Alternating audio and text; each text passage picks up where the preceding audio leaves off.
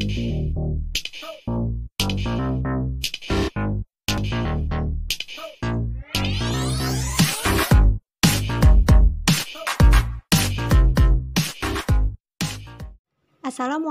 warahmatullahi wabarakatuh. Kami dari kelompok 6 RBL TPB 26B yang beranggotakan Vika Khairul Dani dengan NIM 120400005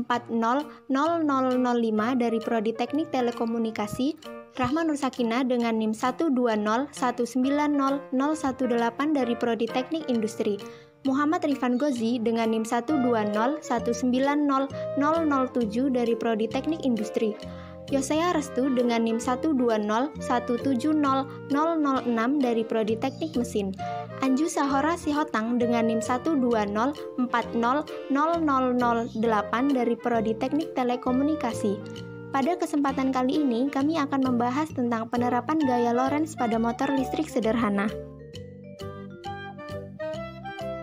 Ketika sebuah kawat berarus listrik berada pada suatu medan magnet yang sangat kuat, kawat tersebut mengalami suatu gaya. Gaya ini disebut gaya Lorentz. Besar dan arah dari gaya Lorentz selalu tegak lurus terhadap kuat arus listrik dan medan magnet. Dan tergantung pada panjang kawat, besar arus listrik, besar medan magnet, dan sudut yang dibentuk oleh arus listrik dan arah medan magnet. Motor listrik merupakan sebuah perangkat elektromagnetis yang dapat mengubah energi listrik menjadi energi mekanik atau gerak. Motor listrik atau biasa disebut elektromotor dapat mengubah energi listrik menjadi energi gerak. Arus listrik yang mengalir dalam kumparan berada dalam medan magnet menyebabkan kumparan mendapatkan gaya Lorentz sehingga menyebabkan kumparan berputar pada suatu sumbu.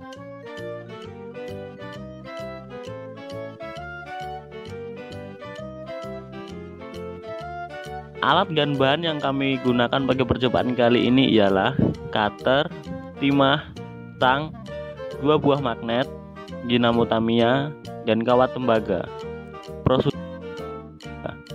Prosedur percobaan kipas angin sederhana sebagai berikut. Siapkan 2 buah gulungan kawat tembaga, kemudian pasangkan kepada media yang sudah disiapkan. Selanjutnya siapkan dinamo yang sudah tersambung dengan kabel. Sambungkan setiap kabel ke setiap kawat tembaga.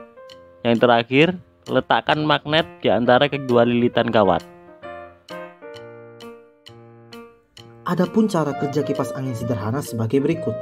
Yang pertama, dalam kipas angin terdapat motor listrik yang dapat mengubah energi listrik menjadi energi gerak. Kedua, pada motor listrik terdapat kumparan besi pada bagian yang bergerak dan sepasang pipi berbentuk magnet U pada bagian yang diam. Ketiga, saat listrik mengalir pada lilitan kawat dalam, kumparan membentuk magnet pada kumparan.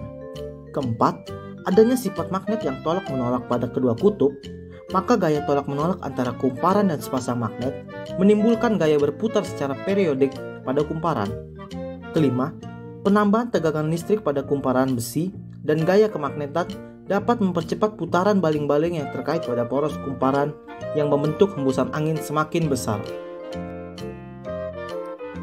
Nah, kesimpulannya, pada dinamo semakin banyak jumlah lilitan maka akan memperbesar torsi daya yang dihasilkan, tetapi mengurangi putaran motor listrik. Sedangkan apabila semakin sedikit jumlah lilitan kumparan, maka akan mempercepat putaran motor listrik. Hal ini dapat disimpulkan bahwa jumlah lilitan mempengaruhi jumlah kecepatan rotasi. Sekian dari penjelasan kelompok kami. Apabila ada kesalahan kami mohon maaf. Wassalamualaikum warahmatullahi wabarakatuh.